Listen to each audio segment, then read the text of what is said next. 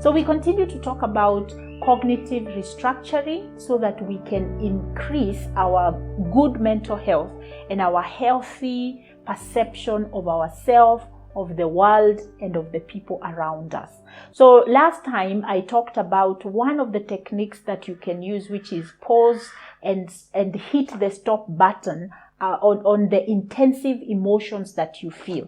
Now today I want to highlight the issue of identifying the triggers that lead you to act in that way, to lash out, to hide from people, to suppress your emotions, to go into unhealthy coping mechanisms. Realize that when your mood changes, it is because something has happened. And so you go into the flight or fight mode, which triggers some of the chemicals we know, like cortisol, which is your stress hormones, things like adrenaline, which is makes you ready for action to self-protect. The second technique here is for you to learn how to identify the triggers. So who was there? Who is the person who was there with me?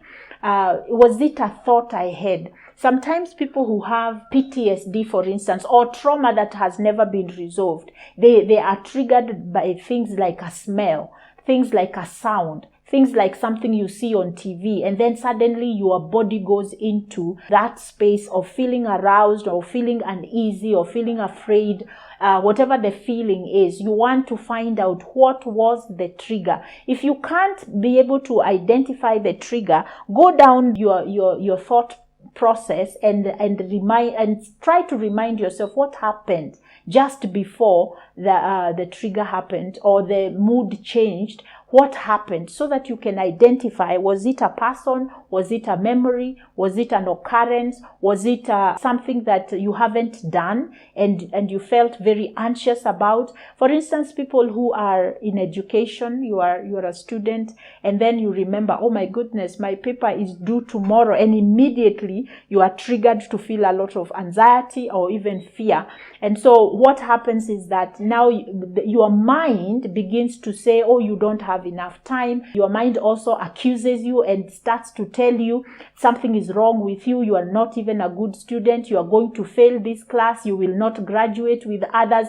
And this negative narrative in your mind then will cause you to act in ways that you will not be able to reach the goal that you have. The whole idea of stopping and then now asking yourself, what has triggered this mood and this narrative in my mind, it will lead you now to be able to say, now that I know why I feel this way, then I can create what I am going to do in order for me not to face what I am afraid, which is I will never graduate, or which is I am not a good student, or I am not a good timekeeper. So right at that moment, if you can stop the thinking, then you can be able to problem solve and remind yourself, no, I still have 15 hours. I can actually plan my time and finish the assignment before it is due. And also you can problem solve if you allow yourself to see where the trigger came from.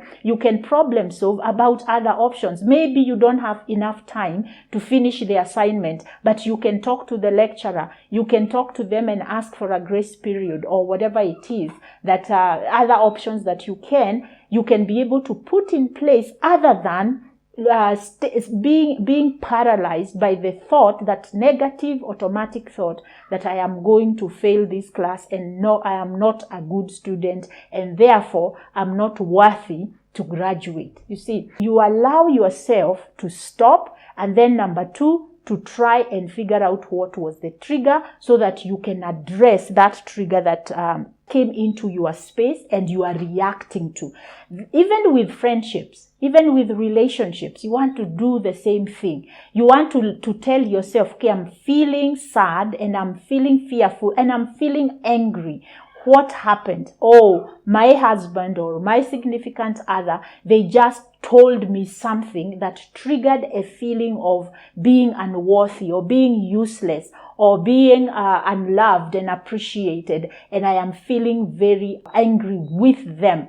And now, because these automatic thoughts, they usually create a cycle where the emotions continue to be bigger and bigger and the thinking continues to be intense. You want to stop and allow yourself to not ruminate over it and sit down and say again, what is going on right here, so that you can be able to identify where the thoughts are coming from. And most of the times, those thoughts may be coming from within you. That self-narrative, that self-negative narrative may be also a root cause that is coming way back from your childhood, and you want to be able to identify that. Many times when I work with individuals, I will ask them, this thought that is causing you to feel you're not good enough, you will never be loved, where does it come from? Who else in your life has ever made you feel that way? And then they are able to identify, oh, it was so and so, they said this to me, and from that time I've always felt that I am not good enough. And that now gives us material to be able to change those cognitions and be able to take charge and manage that. So by making sure that we are dealing with the trigger, and the trigger here is that negative narration of who you are. So until I see you next time, you can do me a favor and subscribe to our channel, and tell your friends and let me know if I can be of any support to you. I love doing cognitive restructuring. So reach out to me. My number is on the screen, and also my website is right there. Until then, continue to live by design.